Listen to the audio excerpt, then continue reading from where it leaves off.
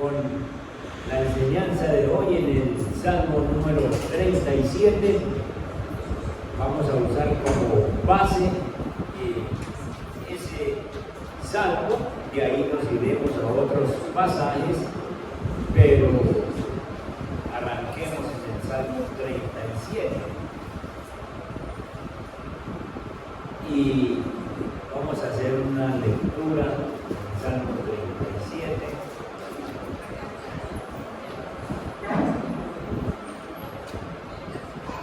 Hasta el verso 10, del 1 hasta el 10.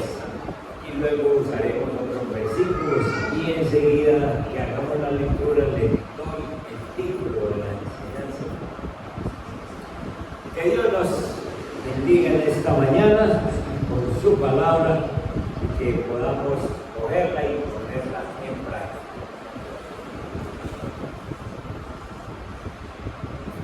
Dice, esta versión, la nueva versión internacional, dice: no te irrites a causa de los impíos, ni envidies a los que cometen injusticias, porque pronto se marchitan como la hierba, pronto se secan como el verdor del pasto.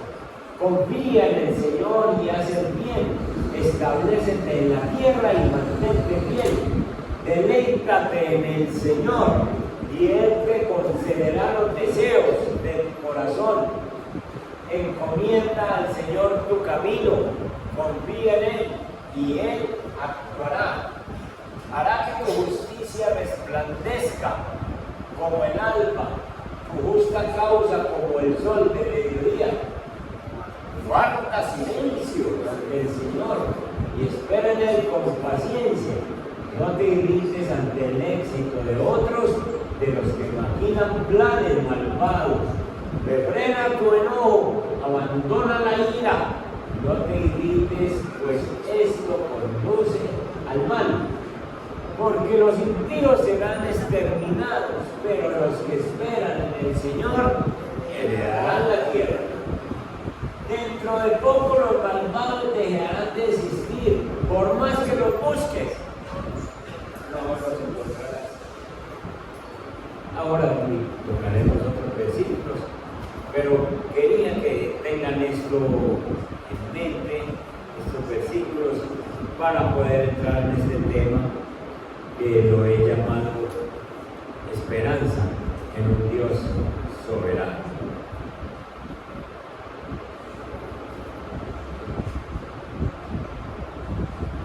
Aún en medio de la crisis más grande, hay esperanza para los hijos de Dios, porque Dios promete estar con nosotros en medio de las crisis de la vida.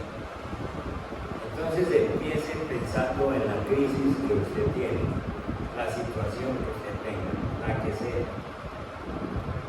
De pronto la ve muy grande, mediana, o una crisis pequeña. Es una crisis. Pero le repito, hay esperanza para los hijos de Dios, porque Dios ha prometido estar con nosotros en medio de esta crisis. Este salmo, el Salmo 37, trata con un problema que todos nosotros enfrentamos en algún momento de nuestras vidas, y es el hecho de que nos toca ver a los malos que prosperan, y nosotros, en cambio, que le servimos a Dios, que nos congregamos, que oramos, que leemos las Escrituras, que estudiamos, a nosotros nos tocan padecimientos, nos tocan sufrimientos, pasamos toda clase de trabajos y todo se nos vuelve un problema, todo se nos hace difícil. En este salmo yo voy a tratar los no que aparecen ahí, mandatos que el Señor nos dice: no te irrites, por ejemplo, no tengas envidia, no te alteres. Vamos a ver los no que hay allí y vamos vamos a ver algunos consejos que hay y luego nos remitimos a otros pasajes. Ustedes saben por qué, cuál es la primera palabra que los bebés empiezan a decir. No.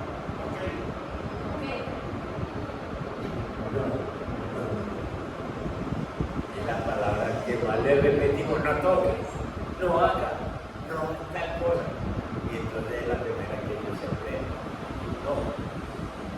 Pues el salmista también tiene unos no para decirnos por medio del Espíritu Santo. Y vamos a estudiar esos no para que nosotros podamos poner en práctica y aprender de lo que Dios quiere decirnos. El primer no que aparece es en el versículo 1. Esta versión dice, no te irrites. ¿Qué dice otra versión? La Reina Valera. O otra que tenga. La Reina Valera dice, no te impacientes. No te impacientes a causa de los malignos. No te irrites a causa de los impíos. Ese no es un no mandado por el Espíritu Santo para que usted y yo no caigamos en eso. Vos sos hijo mío. No te me impacientes, no te me irrites por los impíos. No se me impaciente por los malignos. Dale, léalo.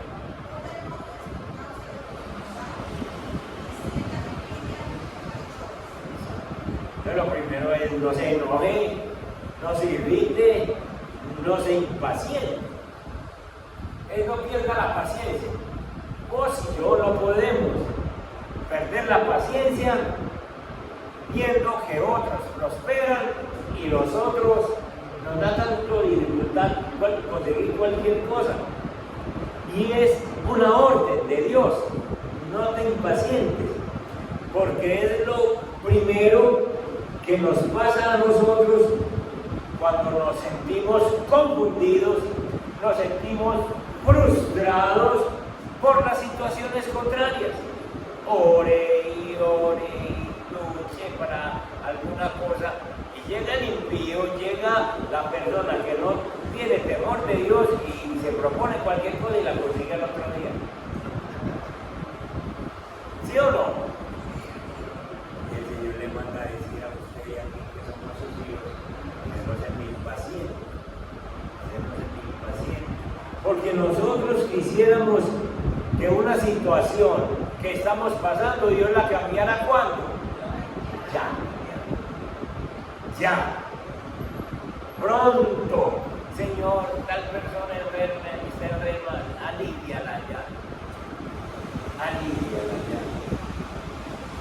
Yo llevo 3 meses, noviembre, diciembre, enero, febrero. Ya voy papá. Que le dieron a mi esposa que tenía que operarla de la retina. Y yo oro diario con ella. Y yo, Señor, ¿a dónde está el cirujano? Señor, que yo no. Porque a mí, como el médico dijo que eso iba a avanzar. Yo digo, Señor, ¿a dónde irá eso ya? Si tuviera forma de hacer eso particular, sí. Vea, retinólogo, venga, ¿cuánto es el? Pero no es así. Y hay otros que sí, necesito una operación, venga a ver, métalo allá y hágale eso ya. Y otro no. Y entonces porque no es que usted lo quiera ya, no, sencillamente eso es lo que todos queremos, que las cosas se hagan pronto. Esperar es difícil, pero da resultado.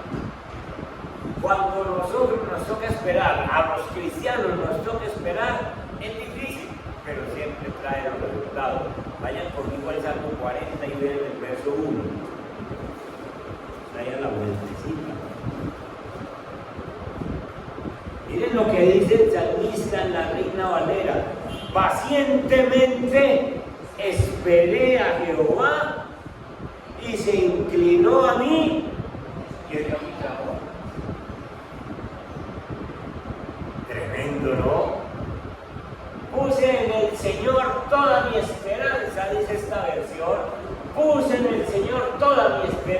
Jehová, y él se inclinó a mí, hacia mí, y escuchó mi clamor.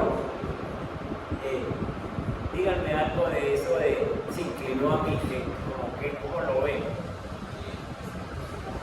Así como está haciendo usted.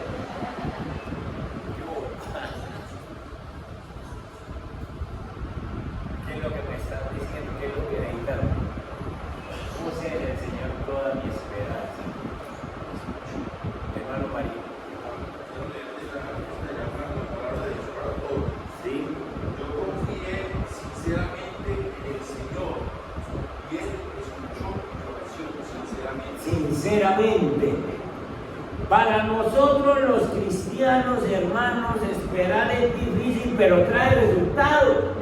Si en este momento estás pasando una circunstancia de esas, pon tu esperanza, confía sinceramente, espera pacientemente, porque los resultados los vas a ver. Eso dice la Biblia, eso es lo que vamos a leer. Y entonces, hay una razón por la que usted y yo no debemos perder la paciencia. Y esa razón es que nosotros sabemos que aunque al impío le esté saliendo todo bien, dice el Salmo que Dios va a tener un momento en que también lo va a juzgar. Entonces uno lo ve que está prosperando, pero espere otro ratito para que vea el juicio de Dios. Y en cambio a nosotros no, nosotros esperamos y nos va a venir, es una bendición. ¿Sí? Y apoyémonos en una historia, vámonos al libro de Daniel. Vámonos al capítulo 6 de Daniel. Y leamos el verso 1 hasta el 4. A Daniel lo van a echar al pozo de los leones, lo van a echar y echar. Pero aquí muestra cómo empieza.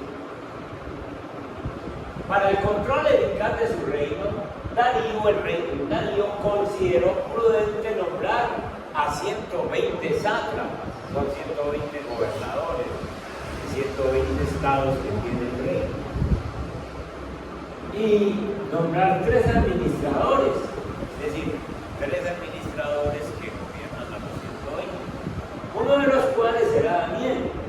Estos sátrapas serán responsables ante los administradores a fin de que los intereses del rey no se vieran afectados. Y tanto se distinguió Daniel por sus extraordinarias cualidades administrativas que el rey pensó en ponerlo al frente de todo el reino. Es decir, lo voy a poner como administrador de los 3. Los 3 administran todo, pero Daniel es el principal de los 3. Entonces, ¿qué pasó en el verso 4? Los administradores y los sátrapas empezaron a buscar algún motivo para acusar a Daniel de malos manejos en los negocios del reino. Sin embargo, no encontraron de qué acusarlo, porque lejos de ser corrupto o negligente, Daniel era un hombre digno de confianza. Entonces ya ustedes conocen la historia. Estos 120 empiezan a buscar un motivo para bajar a Daniel del puesto. Eso lo hagan en Colombia, no demora mucho para encontrar motivos. Aquí encuentran motivos de sobra y aún así no los bajan. A Daniel no le encontraron nada. Como no le encontraron nada, estos 120 sátrapas, ustedes saben, se inventaron una forma de cómo hacemos caer a Daniel. Y la única forma de hacer caer a Daniel es que Daniel deje de buscar a su Dios.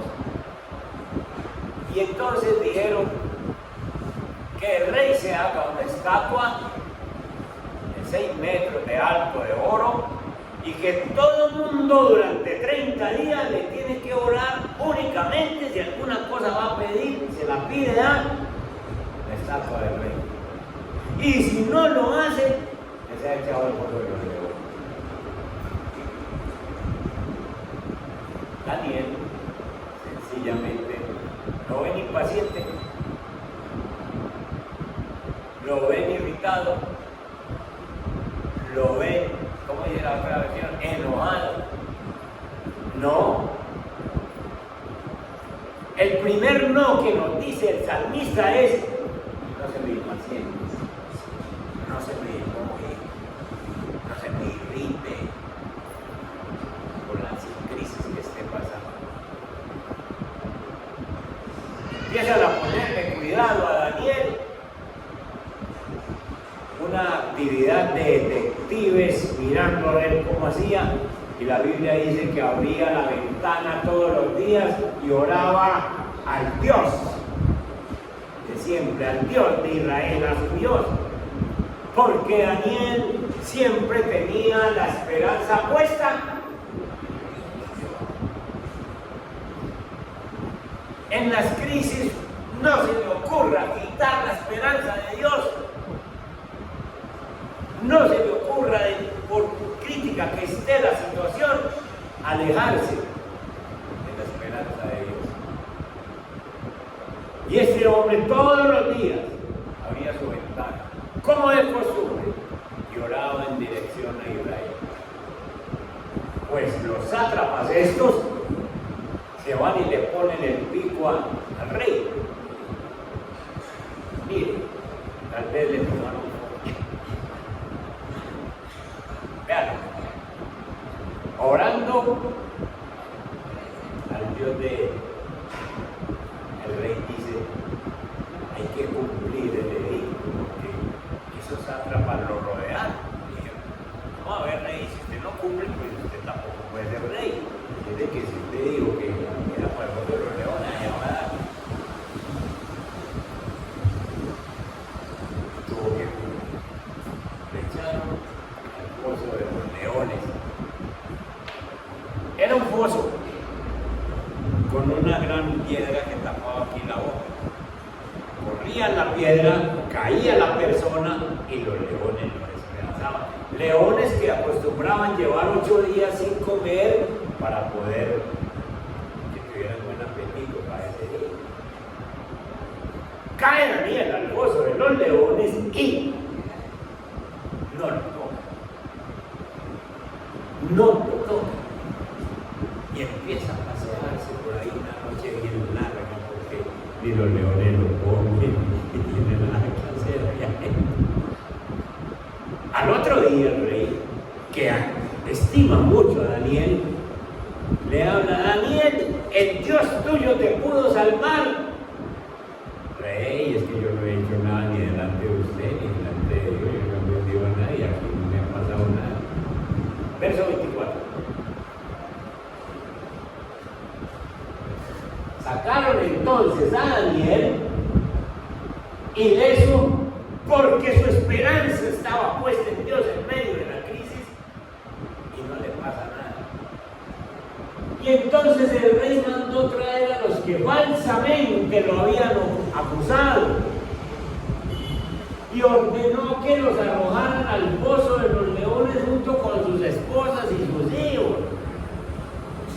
Mira cómo pagan los hijos y la familia la insensatez de uno de la familia. Ustedes le preguntarán: ¿y por qué tienen que ver? Pues el rey pensaba, o en esas leyes pensaban: si así es el papá, así van a ser los hijos. Así es torcido, que creo que nadie. Esposas de hijos no habían tocado el suelo cuando ya los leones habían caído sobre ellos y les habían triturado los huesos. Se dieron un gran banquete. Más tarde el rey Darío, que ustedes creen: a todos los pueblos, naciones y lenguas de este mundo, paz y prosperidad para todos. He decretado que en todo lugar de mi reino la gente adore y honre al Dios de Daniel.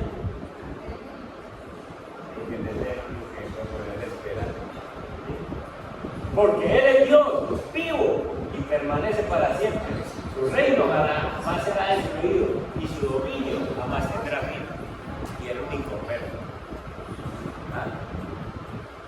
esperanza de Daniel.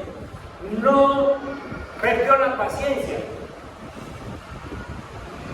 No entró en discusiones con los sátrapas que lo estaban acosando. No dejó de orar. No cerró las ventanas para orar como de costumbre, sino que siempre que me vean, y Dios sabrá qué haré por mí. En medio de la crisis que estés pasando, vuelve y ponga su esperanza en Dios, que Dios no lo dejará abandonado. Amén. ¿Cuál es que es el primer no? No te impacientes. No te impacientes. Segundo no, en el mismo versículo 1 del Salmo 37. Segundo no. No envidies. Otro rotundo no. No envidies. Envidiar es desear lo que los demás tienen. Envidiar es querer hacer como ellos. Llévenme ahí en ese negocio. No, Señor, para nosotros no. No desee la suerte de ellos. No desee nada de lo que ellos tienen. Simplemente aprende a conformarte con lo que tienes. Y otra vez, aprenda a esperar en Dios. Que a su tiempo Dios cambiará las cosas. Aprenda a esperar en Dios. No envidies a los que cometen injusticias. Y dice, ¿por qué? Porque pronto se marchitan. Es decir, ¿usted para qué le va a envidiar eso si ellos se van a marchitar ligerito? Como la hierba, pronto se secan, como el verdor del pasto. Es decir, eso no les va a durar. Entonces, ¿usted para qué quiere eso? ¿Usted para qué quiere envidiar, obtener o hacer lo que ellos hacen? Esos impíos no van a durar, dice el Señor. Entonces, segundo, no envidien lo de ellos. En la Biblia también hay una historia de unos envidiosos. Vayan a Génesis conmigo. Génesis capítulo 37. Miren el verso 11. Se trata de José del Antiguo Testamento. Y sus hermanos le tenían envidia, pero su padre meditaba en todo esto. ¿Ustedes recuerdan la historia de José? Este hombre, siendo muy joven, el papá lo trataba de una forma diferente. Le había regalado una túnica de colores. La Biblia dice de colores porque es que en aquel tiempo no había pintura fácil como para uno hacer una túnica de colores, ni habían telares para decir como este color rojo, este azul, este amarillo. Eran pieles de ovejas y entonces pinturarlas era todo un trabajo muy costoso y tener una prenda de colores era papá lo estimaba mucho porque no pensaba como los demás, les decía lo malo que ellos hacían. Papá, mire a Rubén, mire a Judá, mire, les decía lo malo que hacían. Y entonces por eso ellos no lo querían mucho. Ya saben que un día lo mandó a que le llevara almuerzo y ellos vieron la oportunidad de acabar con este muchacho. Lo echaron a un pozo que afortunadamente no tenía agua y entonces allá estaba en el pueblo y pensaban dejarlo allá, de ella no se sabía que muriera allá.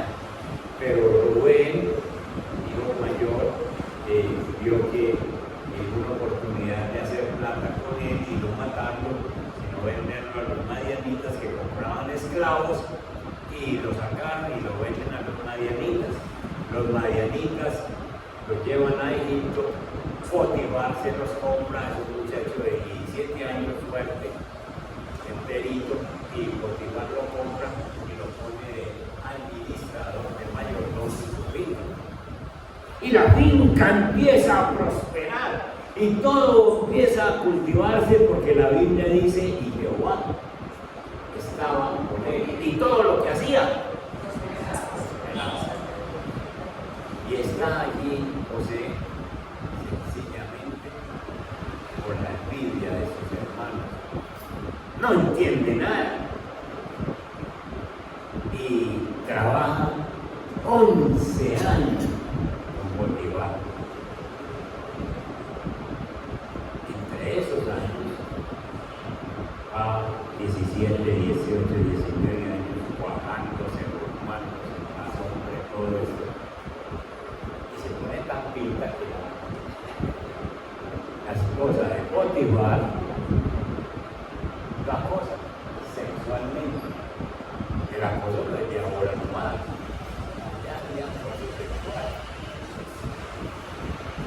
Pero este otro hombre, José, tiene su esperanza puesta en Dios y a pesar de las circunstancias que está viviendo, a pesar de que no entiende qué pasó con sus hermanitos, a pesar de que no entiende por qué lo separaron de su papá que lo amaba tanto, a pesar de sacarlo de su tierra, ese hombre no ha quitado las esperanzas de Dios. Y dice, Dios, ya una cosa tiene conmigo, alguna cosa va a pasar. 11 años trabajando de esclavo. Y esta mujer se enamora de él, le hace varios intentos, de uno de ellos lo coge en la camisa o de la túnica y quiere desnudarlo, pero él se sale de la camisa y se la deja en la mano y le dice, vea mija, sencillamente yo tengo mi esperanza puesta en Dios y yo ahora yo no voy a fallarle a mí. Porque él dice, yo voy a esperar en que Dios tiene algo para mí. Escucha, hay personas que en medio de la crisis, en vez de poner su esperanza en Dios, bajan la guardia. Perdí la esperanza, el Señor no me respondió, me voy a tirar a la droga, sencillamente abandono la casa, no tengo esperanza de nada, me dedico al alcohol, se tiran. No vuelvo a la iglesia, ¿para qué Biblia? ¿Para qué oración? La crisis los tira al suelo. Este hombre, José, en medio de la crisis, ni siquiera acepta la tentación. No, porque yo no le voy a faltar a mi Dios, al que sí. Y esta mujer guarda como evidencia la túnica y viene Potifar y le dice, venga mío, ya, ese siervo suyo que usted trajo, mire, ahí le quité la camisa porque trató de violarme. Potifar es el dueño de José, un esclavo que le pertenece a su amo. Y en aquel tiempo le debía de haber tocado la cabeza, porque con eso que me hizo una familia, le brindé toda mi confianza, y entonces ahora me va a faltar de esta manera. Córtenle la cabeza. Pero es que Potifar conoce su esposa, y él sabe que quiebre el niño va con la mirada, y no, métalo a la cárcel, más bien la mano de Dios, la esperanza puesta en Dios, no te va a dejar caer en ningún momento, la esperanza puesta en Dios, y lo meten a la cárcel, 2 años, y dice la Biblia que en la cárcel todo el mundo vivía feliz con José porque el carcelero lo puso de primero. Ayúdenme con esto. Y entonces los presos comían bien, buena armonía, buena paz, todo el mundo contento en la cárcel porque otra vez Jehová estaba con José y todo lo que hacía y José espera y espera. Mientras tanto, él no tiene envidia ni del carcelero, él no tiene envidia de nadie, él no tiene envidia de Potifar, él no tiene envidia de nadie. Llegan allí a la cárcel el panadero y el copero de Faraón José le interpreta un par de sueños que tiene. El panadero sale y le cortan la cabeza, y el copero sale y le sirve al rey otra vez el vino, que era imposible. Y el copero se va con una promesa para José y le dice: yo le voy a dar al faraón de usted. ¿Cuál? Pasaron 2 años y no le dijo nada. Hasta que el faraón tiene unos sueños sobre Egipto y ve unas vacas flacas, unas vacas gordas que están primero, y luego vienen unas vacas flaquísimas que comen las gorditas. Y ve unas espigas fuertes que son tragadas por unas espigas negras. ¿Quién me puede ayudar con eso? Tiene astrólogos, tiene adivinos, tiene brujos, tiene sabios de toda clase, y nadie. Y el rey está con una desesperanza, porque él interpreta de alguna manera que eso tiene que ver con Egipto. Alguna cosa va a pasar en esta vida. Y ahora sí habla de esta belleza. Estaba ya 2 años olvidado de José. Y le dice: en la cárcel yo tuve un sueño ahí, hay uno, vaya a traérmelo el mío, que está esperando. Y le llevan a José. José le interpreta el sueño y le da la solución. José le dice: 7 años de abundancia, 7 años de escasez. Y el sueño, si es repetitivo, es porque eso se da más solución, señor faraón.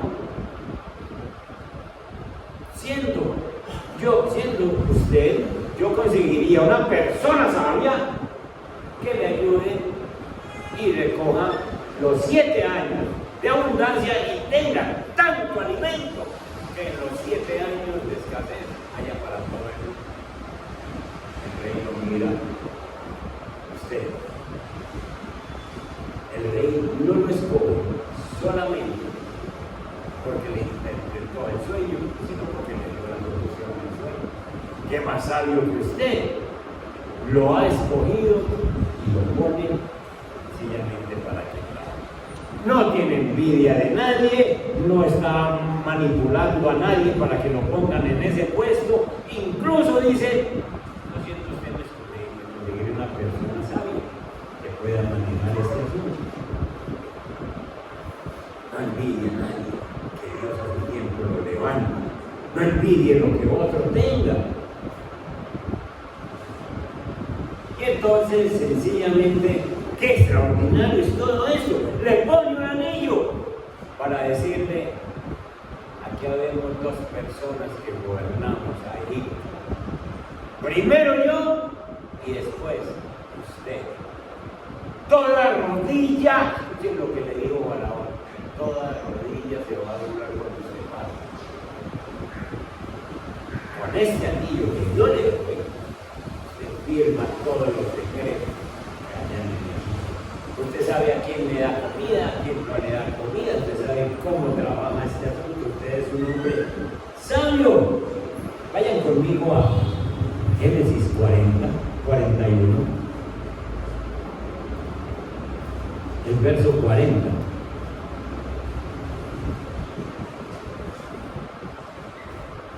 Organizada.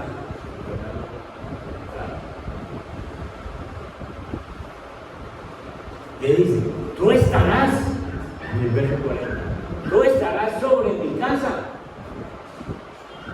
quedarás a cargo de mi palacio, y todo mi pueblo cumplirá tus órdenes. Solo yo tendré más autoridad que tú, porque soy el rey. ¡Qué belleza! Un hombre que no ha manipulado a nadie, un hombre que no ha movido influencias, un hombre que no le tiene envidia a nadie. Los envidiosos eran los hermanos.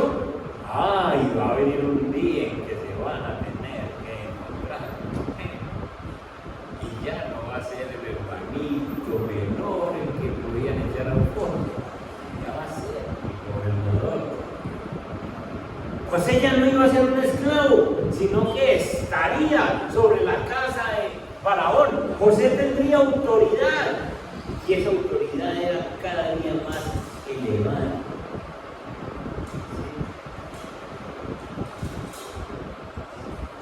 José, gobernador de Egipto, verso 41. Así que el faraón le informó a José: mira, yo te pongo a cargo de todo el territorio de Egipto. De inmediato el faraón se quitó el anillo oficial y se lo puso a José.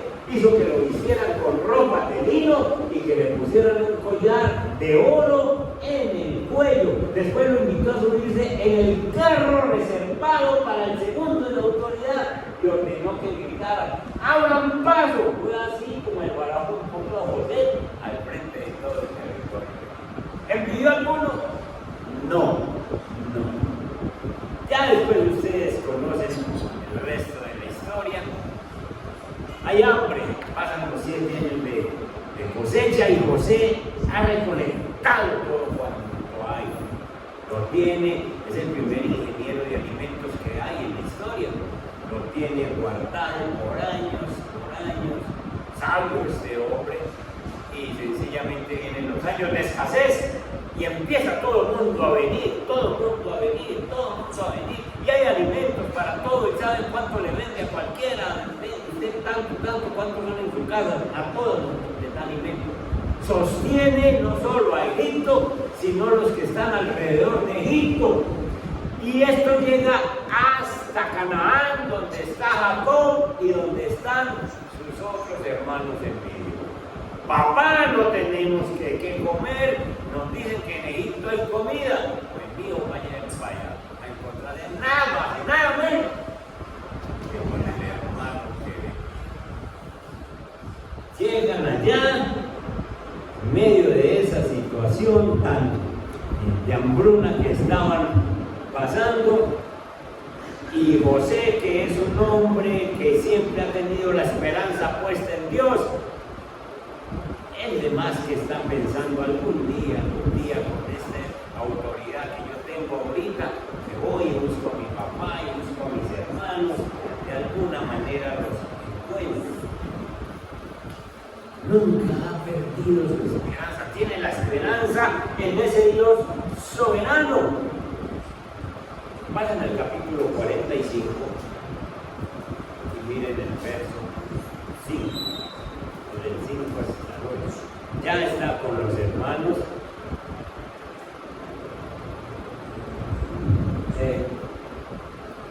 Por favor, bájate alguno, verso 45.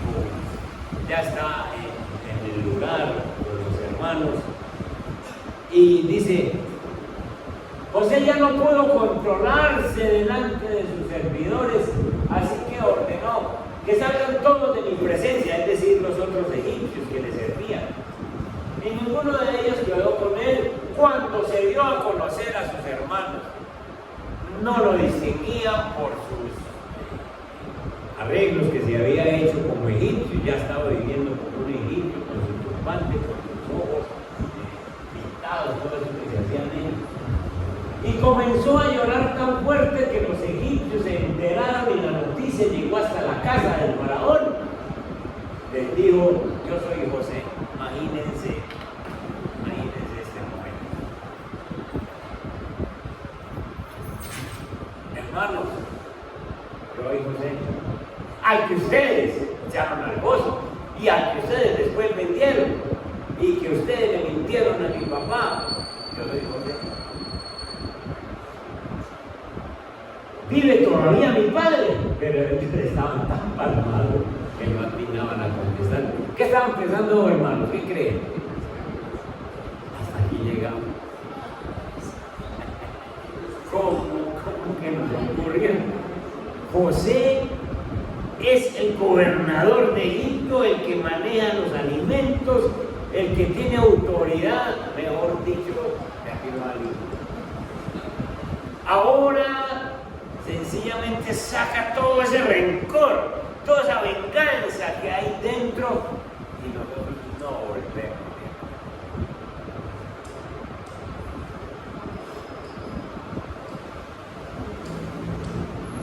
No obstante, José insistió: acérquense.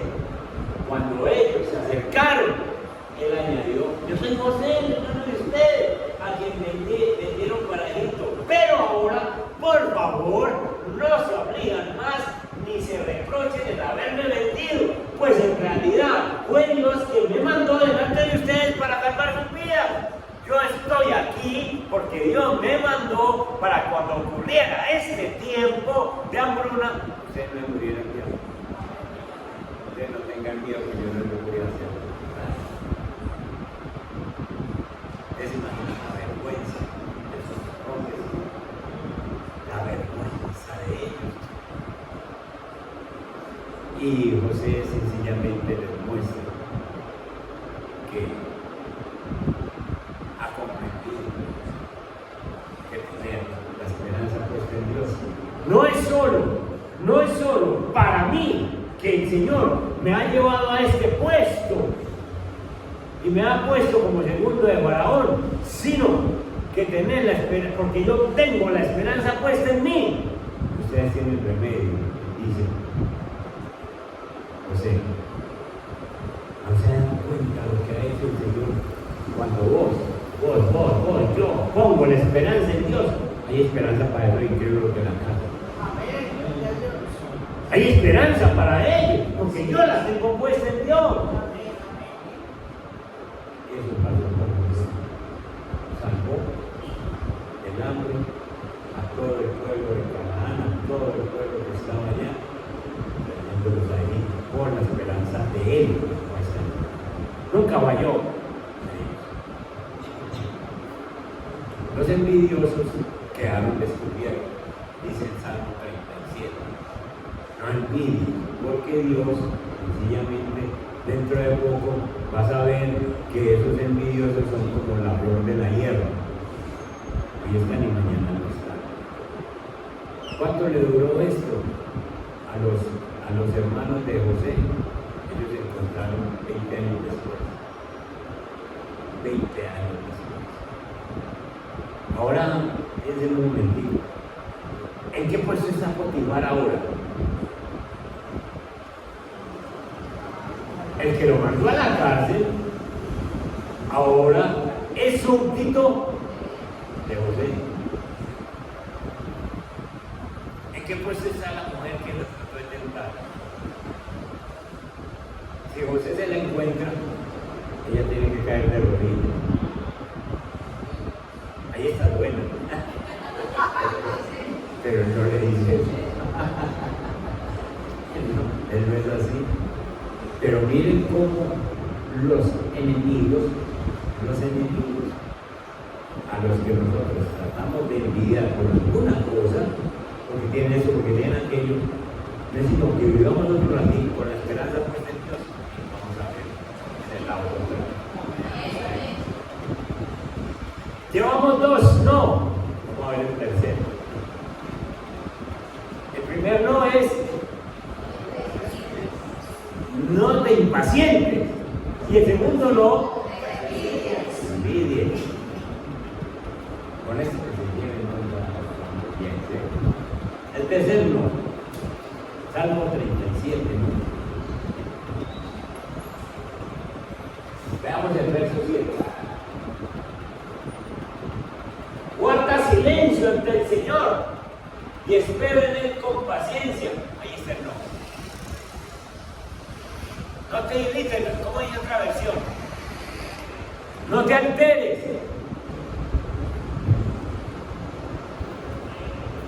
¿Hay otra versión? Sí. Dale. Sé paciente y espera las obras del Señor.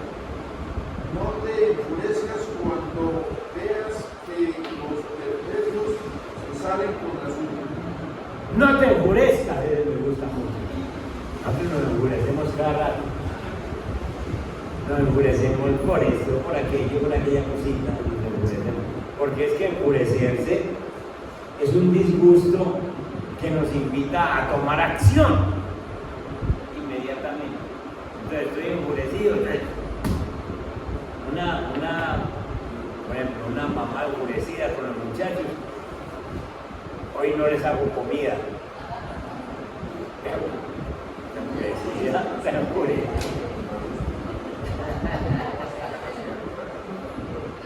papá enfurecido. Apaguen la televisión, hoy nadie ve nada. Preten el orden de sangre. Una persona enfurecida lo lleva a uno a tomar acción. Y la prohibición, el no de la Biblia es no se enfurezca, porque eso es lo que lleva a hacer una acción que no es de bendición. Hermanos, no es fácil permanecer tranquilo cuando las cosas van mal. Cuando las crisis nos visitan, no es fácil estar uno en su puesto, no es fácil estar uno tranquilo.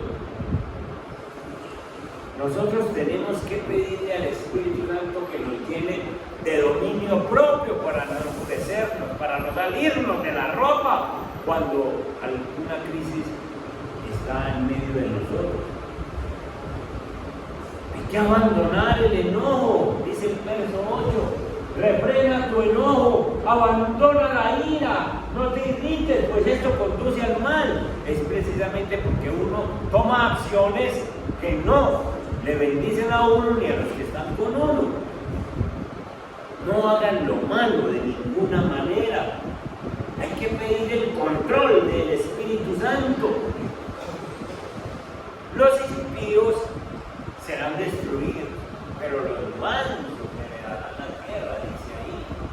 Porque los impíos serán exterminados, pero los que esperan en el Señor heredarán la tierra. Entonces por eso el Señor el tercer no que nos dice en este salmo es no que altera, no que se tiene ese enojo que permita hacer el mal. Tenga su confianza en Dios. Apoyémonos en otra lección. Vayan conmigo a Segundo de Reyes.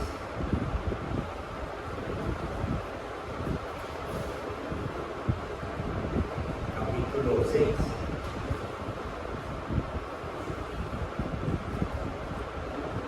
El verso 22.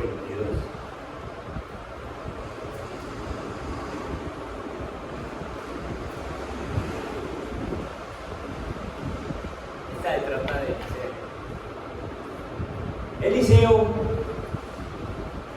está en un valle y está con un sirviente que se llama Gehazi. Y los sirios, el ejército sirio, está rodeando el valle.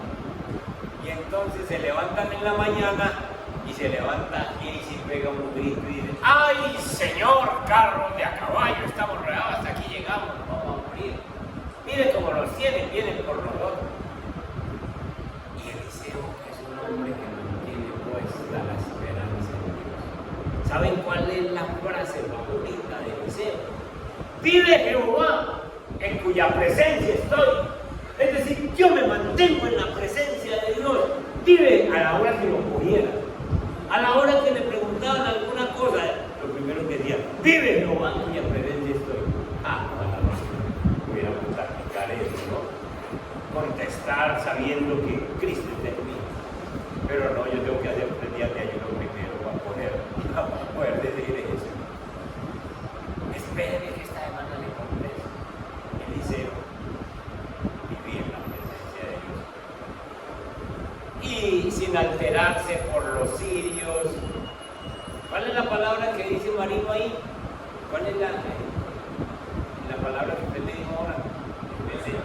Alterarse. Sin enfurecerse porque estaba rodeado, llega y levanta la mirada y dice: ay, Dios, ábrale los ojos a este incrédulo para que vea quién está con nosotros. Y el Señor le ha abierto los ojos a Gehazi y ve un ejército mucho más grande alrededor de los sirios. Más son los que están con nosotros que los que están con ellos. Y ve el ejército de ángeles guerreros que no había visto. Pero como Eliseo le mantiene la presencia de Dios y la esperanza puesta en Dios, dice: déjelo ahí,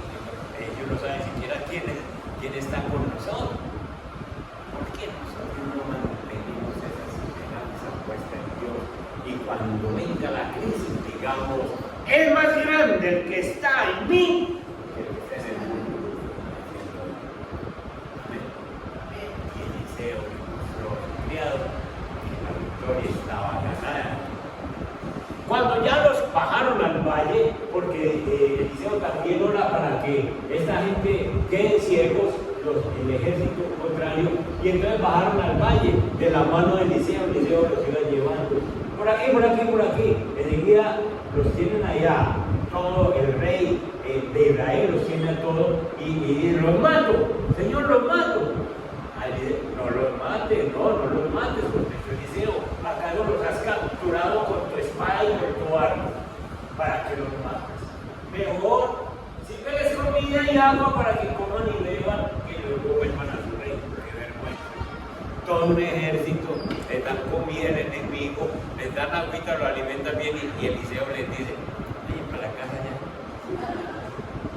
¿Cómo lo recibirá el rey sirio, no? ¿Cómo así que ustedes vienen sin armas, sin nada? Y no, es que Eliseo nos cogió y nos dio comida y nos mandó para la casa. ¿Sí? ¿Qué guerrero usted?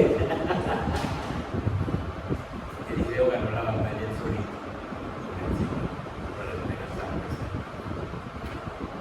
Repítame esos tres no. No es impaciente.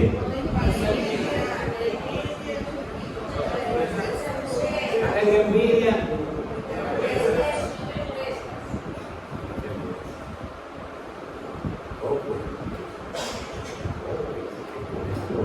Y en estos 5 minutos miremos en el Salmo 37 los consejos, porque son unos no que no debemos practicar y unos consejos que sí debemos practicar. El verso 3. ¿Qué es lo que debemos hacer? Confíen en el Señor. Confíen en el Señor. Segundo consejo, hasta ahí mismo. Hacen bien. Hagan bien. Para que vivan en esta tierra. Establecete en la tierra y mantente bien.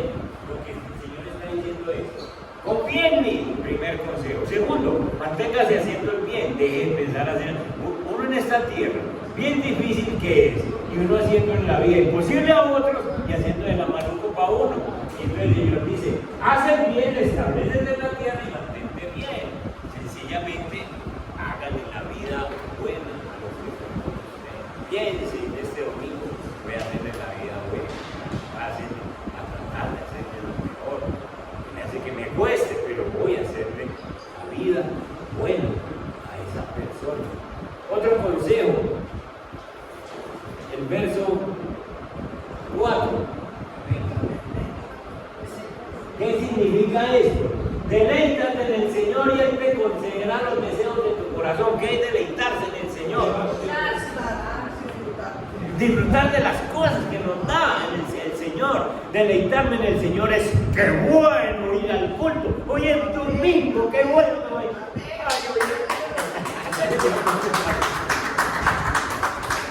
Lo contrario es toda la semana madrugada. Nos está deleitando. Deleítese cuando leemos esta palabra, así como venimos leyéndola hoy. Uy, qué bueno lo que le pasó a Daniel, qué bueno lo que le pasó a José, qué bueno lo de Eliseo. Me deleito en aprender todo esto y recordar.